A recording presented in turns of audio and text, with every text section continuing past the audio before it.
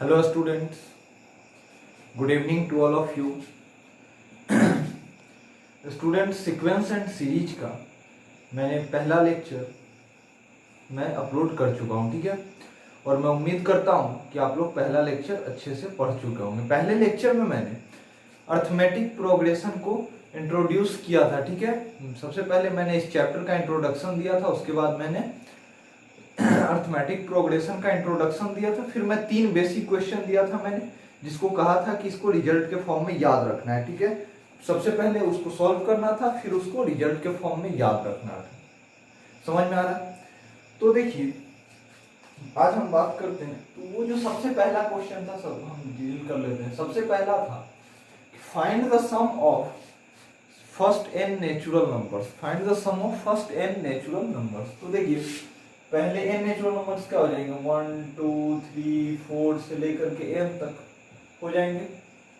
अब देखिए स्टूडेंट्स, ये पहला टर्म है, ये सेकंड टर्म है, ये थर्ड टर्म है और ये लास्ट टर्म है, ठीक है। अब हम अगर इसका सम निकालना चाहें तो सबसे पहले इसका पहला टर्म a कितना हो जाएगा 1, कॉमन डिफरेंस भी 1, और लास्ट टर्म कितना है n, है ना। तो हम जानते हैं कि सम कितना हो जाता है n/2 into a plus l, ठीक है। तो यहाँ पे नंबर ऑफ टर्म्स कितने हैं, n ही है, क्योंकि n नेचुरल नंबर का सम फाइंड करना है। तो कितने n है टर्म्स, तो कितना हो जाएगा n/2 इंटू a प्लस, और लास्ट टर्म कितना है स्टूडेंट्स, जरा ध्यान से, सॉरी a की जगह कितना रखेंगे, a की जगह रखेंगे 1 रखेंगे। अच्छा अब देखिए लास्ट टर्म कितना है, लास्ट टर्म है आपका 1, लास्ट टर्म है सॉरी n, ठीक है। फर्स्ट टर्म है 1 तो a की जगह 1, और l है लास्ट टर्म की जगह मैंने n रख दिया, ठीक है। तो कितना आ गया n/2 इंटू 1 प्लस n। इसी को हम अगर और अच्छी तरह से लिखे तो कितना हो जाएगा n इंटू n प्लस 1/2, ठीक है। तो first natural numbers, first n natural number का सम क्या हो जाएगा n इंटू n प्लस 1/2। समझ में आ रहा है? कितना हो जाएगा n इंटू n प्लस 1/2, ठीक है। इसको रिजल्ट के फॉर्म में याद रखना है, ठीक है। अब दूसरा क्वेश्चन था कि पहले ऑड n नेचुरल नंबर्स का सम बताइए, ठीक है। पहले ऑड n नेचुरल नंबर्स कितने कौन कौन हो जाएंगे, 1 3 5 एंड सो ऑन हो जाएगा, ठीक है। दूसरा क्वेश्चन या तीसरा, दूसरा या तीसरा में से कोई एक ये था। अब देखिए इसका भी पहला टर्म कितना है 1, कॉमन डिफरेंस कितना है, जरा ध्यान से देखिए 3 - 1 2 5 - 3 2, तो कॉमन डिफरेंस है आपका 2, ठीक है। नंबर ऑफ टर्म्स कितने हैं यहाँ पर भी, तो नंबर ऑफ टर्म्स भी यहाँ पे हैं आपके n, ठीक है। तो अब देखिए अगर हम बात करेंगे नंबर ऑफ टर्म्स की तो वो n हो गया। तो अब पहले ऑड n नेचुरल नंबर्स का सम कितना हो जाएगा, s = n/2 into 2a plus n-1 into d। ये होता था सम का फॉर्म, जहां n क्या होता था नंबर ऑफ टर्म्स, a क्या होता था first term, d common difference. तो अब देखिए n यहाँ पर नंबर ऑफ टर्म्स जो है वो तो n ही है, ठीक है। तो n/2 इंटू a की जगह कितना है स्टूडेंट्स 1, तो 2 इंटू 1 2 प्लस n की जगह n ही, और n-1 इंटू d की जगह कितना हो जाएगा स्टूडेंट्स कॉमन डिफरेंस 2। तो यहां से ध्यान से देखिए कितना हो गया आपका 2n, 2 इंटू n कितना हो जाएगा 2n, और 2 इंटू -1 कितना हो जाएगा -2, ठीक है।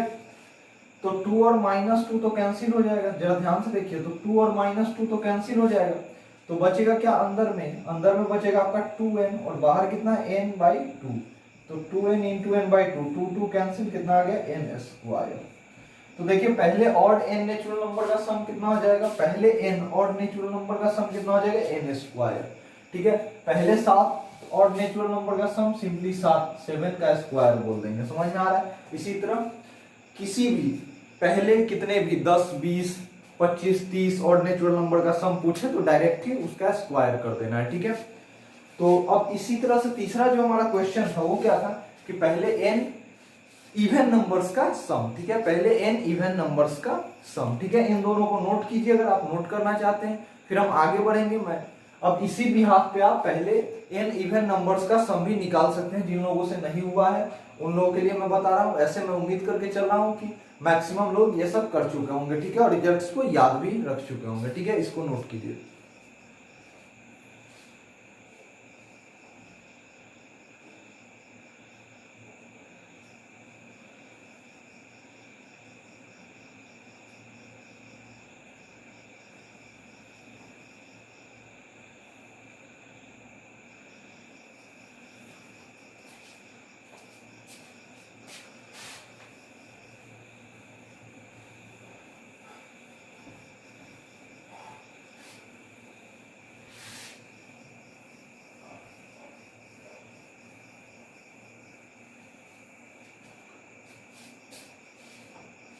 ये सब तो देखिए थ्योरी का ही एक पार्ट में मान के चल रहा हूँ, ठीक है। अब आते हैं अपने पहले इंपॉर्टेंट क्वेश्चन, मतलब क्वेश्चन बेसिकली ये सब थ्योरी का ही पार्ट था, ठीक है।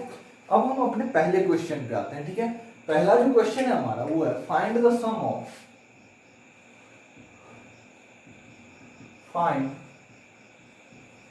the sum of find the sum of the series find the sum of the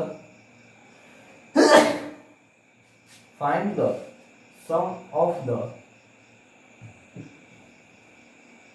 sequence find the sum of the sequence find the sum of the sequence 11 by 2 11 by 2 27 by 4 11 by 2 27 by 4 8 and so on up to 17 terms and so on up to 17 terms, ठीक है।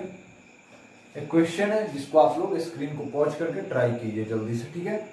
बहुत ही simple सा question है ये भी, आप लोग इसको ट्राई कीजिए, ठीक है। फिर मैं सॉल्व करूंगा, जल्दी से इसको ट्राई कीजिए, ठीक है। मैं 2 मिनट का टाइम दे रहा हूं, सॉल्व कीजिए।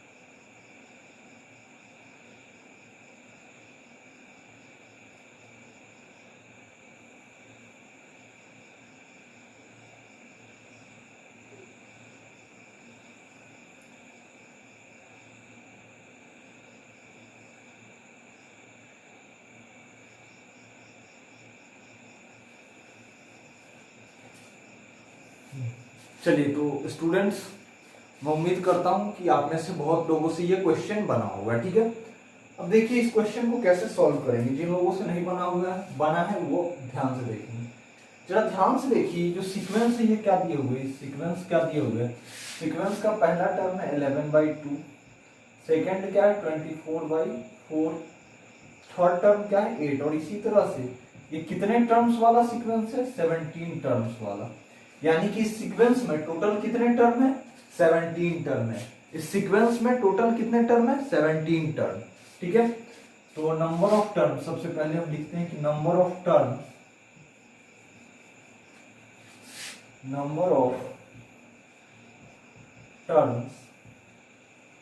इज इक्वल्स टू 17, ठीक है। अब सबसे पहले सीक्वेंस को चेक कीजिए कि क्या ये अर्थमेटिक प्रोग्रेशन यानी कि एपी है या नहीं है, ठीक है। तो एपी है या नहीं, इसको चेक करने का सबसे बेहतरीन तरीका कौन सा है, सेकेंड टर्म में से फर्स्ट टर्म को माइनस कीजिए और फिर थर्ड टर्म में से सेकेंड टर्म को माइनस कीजिए, ठीक है। अगर दोनों का, इन दोनों का डिफरेंस और इन दोनों का डिफरेंस अगर कांस्टेंट आता है और सेम आता है, ठीक है, इन दोनों का और इन दोनों का डिफरेंस अगर सेम आता है तो इसका मतलब ये एक अर्थमेटिक प्रोग्रेशन है, ठीक है।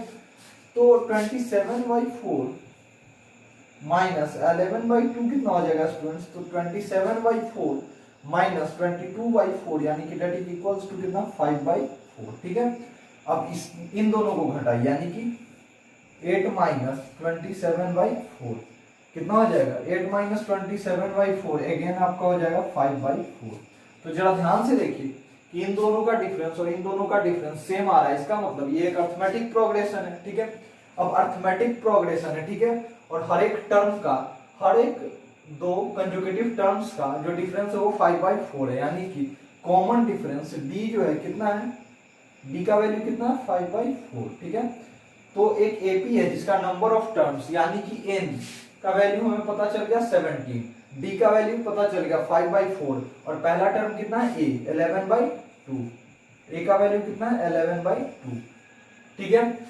तो इस पूरे सीक्वेंस का सम क्या हो जाएगा, तो इस पूरे सीक्वेंस का सम क्या हो जाएगा स्टूडेंट्स, तो देखिए इस पूरे सीक्वेंस का सम अब हम बहुत आसानी से निकाल सकते हैं। एस एन का वैल्यू क्या होता है n/2 into 2a plus n-1 into D, ठीक है। देखिए इसमें से हर एक चीज हमारे पास है। n का वैल्यू कितना है स्टूडेंट्स, देखिए तो n का वैल्यू है हमारे पास 17, तो 17/2 इंटू a कितना है, a का वैल्यू हमारे पास कितना है 11/2, तो 2 इंटू 11/2 प्लस n-1 की जगह कितना हो जाएगा, n का वैल्यू है 17, 17 - 1 कितना 16, 16 इंटू कॉमन डिफरेंस कितना है 5/4, तो 16 इंटू 5/4। अब जरा ध्यान से देखिए 2 और 2 कैंसिल, 4 इंटू 4 16, तो 4 इंटू 5 कितना हो जाएगा 20, 20 प्लस कितना हो जाएगा 11 31, तो ये कितना आ गया 31 इंटू 17/2। ठीक है, तो ये जो सीक्वेंस है इसका सम कितना आ गया 31 इंटू 17/2। मल्टीप्लाई करना आप लोग जानते हैं, ठीक है, तो बहुत आसानी से कर सकते हैं। ठीक है स्टूडेंट्स, तो इसको भी नोट कीजिए आप लोग अच्छी तरह से, फिर मैं आगे क्वेश्चन करवाता हूं। ठीक है, कुछ और क्वेश्चंस करवाता हूं।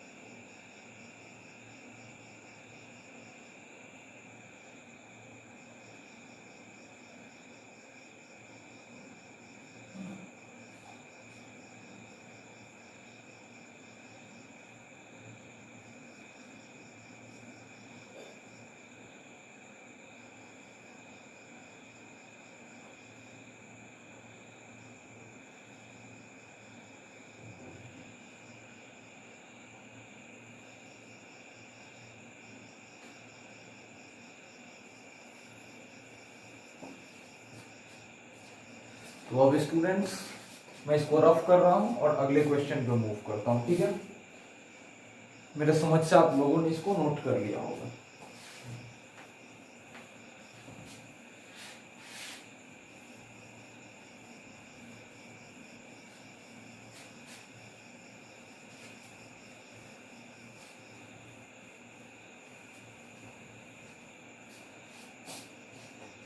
बढ़ते हैं अपने अगले क्वेश्चन पे। अगला जो क्वेश्चन है हमारा, if 54th term of an AP, if 54th term of an AP, if 54th term of an AP is -61, is -61 and fourth term is fourth term is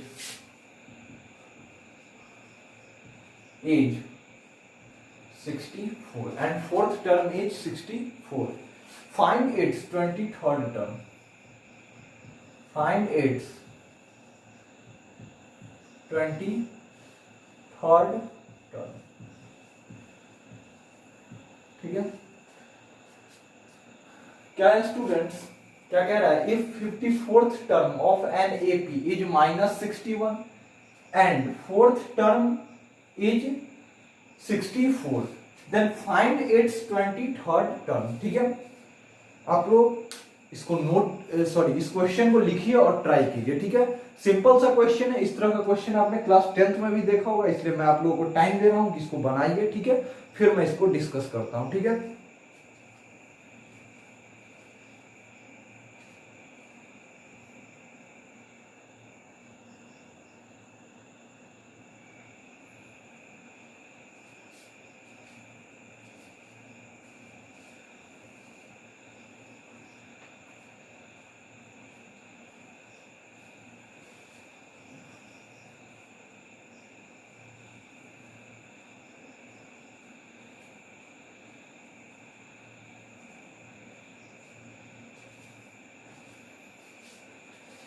चलिए स्टूडेंट्स, तो अब हम बात करते हैं इस क्वेश्चन के बारे में। ठीक है, मैं मेरे समझ से आपने स्क्रीन को पॉज करके अच्छे तरीके से इसको ट्राई भी किया होगा। ठीक है, और बहुत लोगों से बना भी होगा, ऐसा मैं समझ रहा हूँ। ठीक है, अब देखिए, if 54th term of an AP is minus 61 and fourth term is 64, then find its 23rd term। तो ये जो हमारा यहाँ से लेके, देखिए यहाँ से लेके यहाँ तक जो है हमारा गिवन कंडीशन है। ठीक है, और यहीं से हम क्वेश्चन को हैंडल करेंगे। लेकिन सबसे पहली बात कह रहा है कि an AP, 54th term of an AP and fourth term, यानी कि एक एपी है। ठीक है, तो एक अगर एपी है तो मैं अपने से इस क्वेश्चन में एक दो अजम्पशन ले लेता हूं। ठीक है, जैसे कि let first term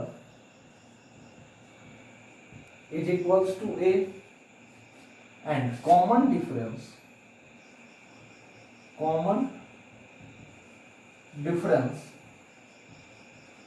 is equals to d. ठीक है, फर्स्ट टर्म को मैंने ले लिया ए और कॉमन डिफरेंस को ले लिया डी।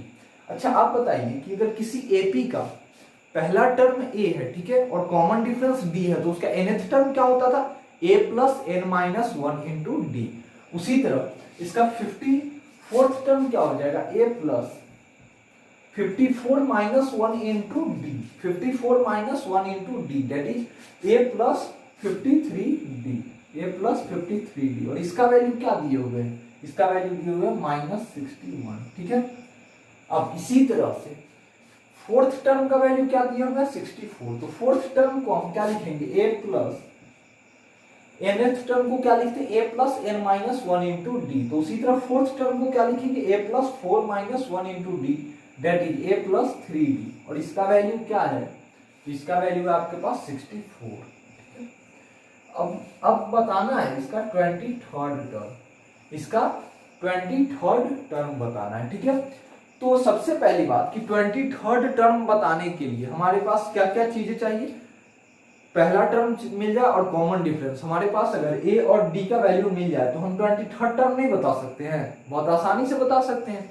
23rd टर्म का वैल्यू क्या हो जाएगा? a plus 23 minus one into D. लेकिन वो वैल्यू बताने के लिए हमें a और d का वैल्यू तो चाहिए ना। लेकिन a और d का वैल्यू हम बहुत आसानी से फाइंड कर सकते हैं। क्यों? क्योंकि देखिए a और d दो अननोन कांस्टेंट है और हमारे पास दो इक्वेशन भी है, तो हम इन दोनों इक्वेशन को सॉल्व करके a और d का वैल्यू निकाल सकते हैं बहुत आसानी से। सबसे पहले क्या कीजिए कि 1 माइनस 2 कर दीजिए। ठीक है, जैसे ही आप 1 माइनस 2 करोगे a और a कैंसिल आउट हो जाएगा, 53d माइनस 3d कितना हो जाएगा? 50d हो जाएगा। अच्छा, इधर माइनस 61 माइनस 64 कितना हो जाएगा? माइनस 125। दिस इंप्लाइज डी का वैल्यू कितना हो जाएगा? डी का वैल्यू हो जाएगा माइनस 125 अपॉन 50। अच्छा, अब देखिए ये कितना हो जाएगा? 5 10 जा 5, ये हो जाएगा आपका 5 10 जा 50, और ये हो जाएगा 25 इंटू 5 कितना हो जाएगा? जरा ध्यान से देखिए तो सॉरी हाँ 25 इंटू 5। ठीक, ये 10 इंटू 5, ये 25 इंटू 5। ठीक है, ये एक बार और कटेगा 5 इंटू 5, ये 2 इंटू 5। तो डी का वैल्यू कितना आ गया? Minus 5 upon 2। देखिए कॉमन डिफरेंस डी का वैल्यू क्या आ गया? Minus 5 upon 2। अब दोनों इक्वेशन में से किसी एक में उठा करके आप डी का वैल्यू रख दीजिए, बहुत आसानी से ये ए का वैल्यू भी आ जाएगा। मैं सेकेंड में रख रहा हूँ। ठीक है, सेकेंड इक्वेशन में मैं डी का वैल्यू रख रहा हूँ। ठीक है, तो सेकेंड इक्वेशन क्या है? a plus 3d equals to 64। तो a प्लस 3 इंटू डी के जगह मैंने रख दिया minus 5 upon 2, that is equals to 64। अब देखिए यहां से तो a का वैल्यू क्या हो जाएगा? 64 प्लस 15 अपॉन 2 कितना हो जाएगा? 15 अपॉन 2। तो यहां से जरा ध्यान से देखिए कि 128 प्लस 15 अपॉन 2 हो जाएगा a का वैल्यू, दैट इज कितना हो जाएगा? 143 अपॉन 2। a का वैल्यू कितना हो गया? 143 अपॉन 2। ठीक है, अब हमारे पास a का वैल्यू आ गया, d का भी वैल्यू आ गया। ठीक है, तो अब हमारे पास 23rd टर्म में निकालना है। तो 23rd टर्म कितना हो जाएगा? a plus 22d। अच्छा, a प्लस 22d का वैल्यू क्या हो जाएगा? a का वैल्यू है 143 अपॉन 2 प्लस, अच्छा 22 टाइम्स d का वैल्यू कितना है? 5/2, तो इंटू 5 अपॉन 2, 5 अपॉन 2। यहां से हो जाएगा 143 अपॉन 2 प्लस कितना 2 इंटू 11 यानी कि 55। तो यहां से देखिए आ गया 143 प्लस 110 अपॉन 2। अच्छा अब देखिए 143 प्लस 110 कितना हो जाएगा? हो जाएगा आपका 253 अपॉन 2। ठीक है, तो 23rd टर्म जो है 23rd टर्म वो कितना हो गया आपका? जरा ध्यान से देखिए तो 23rd टर्म हो गया आपका 253 अपॉन 2।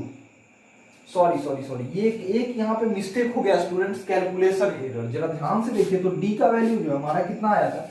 -5/2। कितना आया था? -5/2।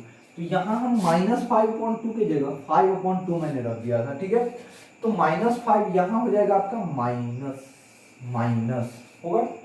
तो माइनस जैसे ही होगा तो यहाँ आपका हो जाएगा 143 माइनस 110 कितना हो जाएगा? आपका हो जाएगा 33/2। ठीक है, तो 23rd टर्म जो है आपका 23rd टर्म कितना हो जाएगा? 33/2। ठीक है, तो चलिए अब आप इसको नोट कीजिए, फिर हम आगे बढ़ते हैं। ठीक है, कैलकुलेशन एक बार आप लोग चेक कर लीजिएगा, हो सकता है कि कैलकुलेशन में एरर आ जाए, ह्यूमन एरर है। ठीक है, लेकिन कॉन्सेप्ट आपका यही लगेगा इस क्वेश्चन को सॉल्व करने में। ठीक है, या फिर मैं एक बार खुद ही कर लेता हूँ इसको कैलकुलेशन को चेक। ठीक है, देखिए a और a कैंसिल आउट तो 50d that is equals to -5/2। सही है, यहाँ पर भी हमारा सही है 3 into -5/2 that is 15/2। 128 plus 15 that is equals to 143/2। सही है, अब यहाँ पे a और d का वैल्यू रखना था तो a का वैल्यू 143/2। अच्छा यहाँ -55, चलिए तो मैंने आगे इंक्लूड कर दिया था। 143 minus 110 upon 2 that is equals to 33/2। ठीक है, तो स्टूडेंट्स कैलकुलेशन भी सही है। ठीक है, इसको नोट कीजिए, फिर मैं अगला क्वेश्चन करवाता हूँ।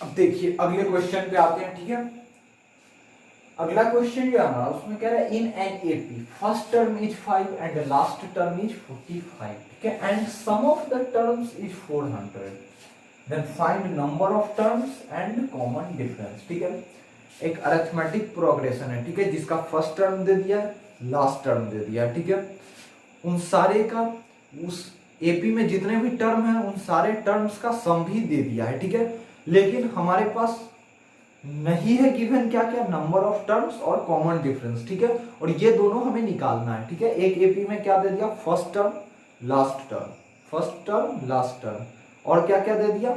उन सारे टर्म्स का सम। ठीक है, यानी कि एस एन का वैल्यू दे दिया, ए का वैल्यू दे दिया और एल का वैल्यू दे दिया। ठीक है, हमें निकालना क्या है? एन और डी। ठीक है, एन और डी। तो देखिए सबसे पहले देखिए कि हम जानते हैं सम का एक formula S is equals to n/2 into a plus l, n/2 into a plus l, जहां a क्या है? First term, l last term और s क्या है? सम। ठीक है, और n क्या है? Number of terms. तो s कितना दिया हुआ है? 400। तो 400 is equals to n/2 into first term हमारा कितना है स्टूडेंट्स? देखिए 5। फर्स्ट टर्म कितना है? 5 प्लस लास्ट टर्म कितना है? 45। ठीक है, तो ध्यान से देखिए कितना हो गया? 800/50 इज इक्वल्स टू n। 1010 गया और बचेगा कितना? n का वैल्यू आ गया, this implies n is equals to 16। ठीक है, 18/5 कितना आ जाएगा? 16। तो देखिए यहाँ से नंबर ऑफ टर्म्स तो हमारा आ गया। अब नंबर ऑफ टर्म्स आ गया तो हम बहुत आसानी से कॉमन डिफरेंस भी फाइंड कर सकते हैं। ठीक है, लास्ट टर्म हमारा क्या बच्चों? हम जानते हैं last term Tn is equals to कितना होता है? a plus n minus 1 into d होता है ना लास्ट टर्म। देखिए हम किसी भी एपी में nth टर्म को क्या बोलते हैं? Last term. एपी में हम nth टर्म को इन जनरल क्या बात करते हैं? Last term. ठीक है, मान लीजिए लास्ट टर्म जो है हमारा वो nth टर्म है। ठीक है, इस एपी में हमारा 16th टर्म क्या है, लास्ट टर्म, क्योंकि टोटल टर्म है 16, तो लास्ट टर्म हमारा क्या हो जाएगा 16th टर्म हो जाएगा। तो यहाँ n का वैल्यू कितना हो जाएगा 16, 16 माइनस 1 कितना हो जाएगा 15, और d कितना दिया हुआ है स्टूडेंट्स, देखिए d अननोन है, ठीक है। और लास्ट टर्म जो है हमारा, लास्ट टर्म जो है वो कितना दिया हुआ है, लास्ट टर्म दिया हुआ है हमारे पास 45, ठीक है। और a का वैल्यू कितना दिया हुआ है, a का वैल्यू हमारे पास कितना आया है, तो 5, फर्स्ट टर्म है 5, तो 5 plus 15d is equals to 45, ठीक है। 5 को इधर लाइए तो 40 इज इक्वल्स टू कितना हो जाएगा 15d, तो कॉमन डिफरेंस d का वैल्यू क्या हो गया 40/15 दैट इज इक्वल्स टू 8/3, कितना हो जाएगा 8/3, कॉमन डिफरेंस कितना हो जाएगा 8/3। समझ में आ रहा है, हमारे पास नंबर ऑफ टर्म्स भी आ गया और कॉमन डिफरेंस भी आ गया, ठीक है। नंबर ऑफ टर्म्स निकालने के लिए मैंने कौन सा फॉर्मूला लगाया, s is equals to n/2 into a plus l, ठीक है। फिर हमने ये कॉमन डिफरेंस निकालने के लिए क्या कौन सा फॉर्मूला लगा दिया कि लास्ट टर्म का हो जाता है a plus n minus 1 into d, 16th term हमारा लास्ट टर्म है, ठीक है। और nth टर्म का वैल्यू क्या होता है a plus n minus 1 into d, ठीक है। और 16th टर्म कितना दिया 45, तो वहां से हमने d का वैल्यू फाइंड कर लिया, ठीक है। इसको नोट कीजिए, फिर अगले क्वेश्चन पे मूव करते हैं।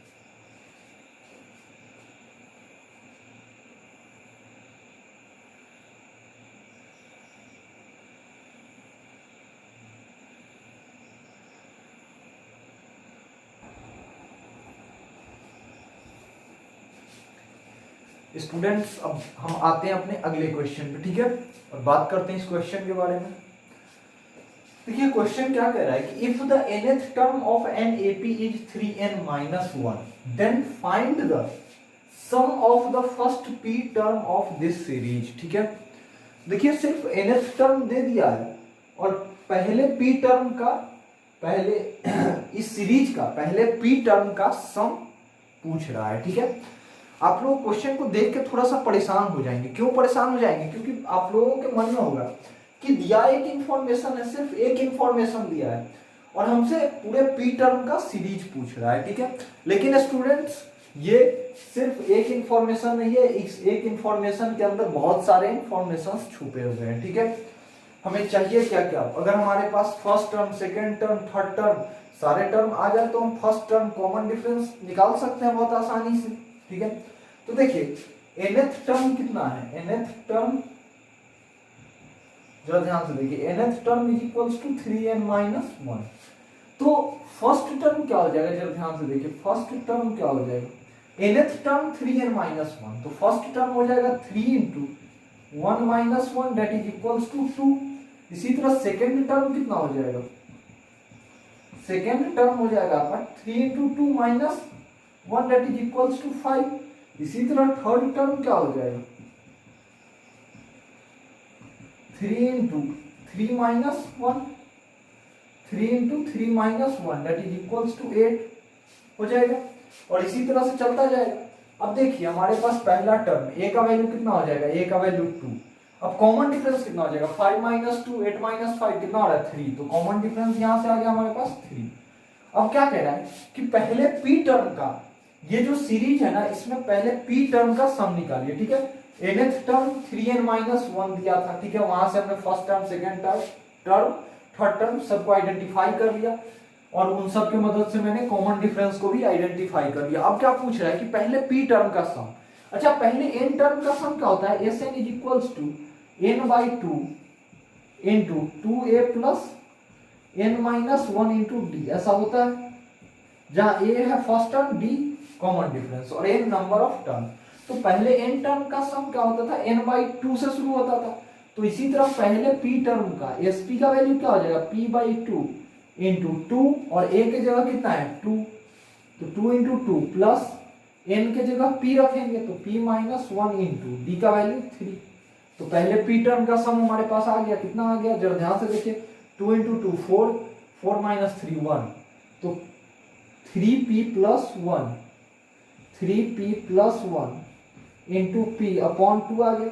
देखिए यहां से देखिए 2 into 2 4, 3 into minus 1, तो 4 minus 3 कितना 1 और बचा क्या 3p, तो अंदर में क्या बचा 3p+1 और बाहर कितना है p/2, तो 3p+1 इंटू p/2।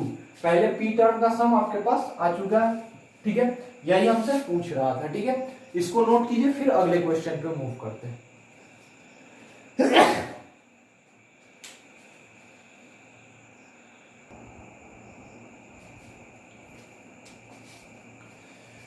स्टूडेंट्स अगला जो क्वेश्चन है वो है the sum of n terms of two arithmetic series are in the ratio 7n+1/4n+27। Find first question the ratio of their 11th term, second the ratio of their mth term. क्या है? The ratio of their mth term, ठीक है।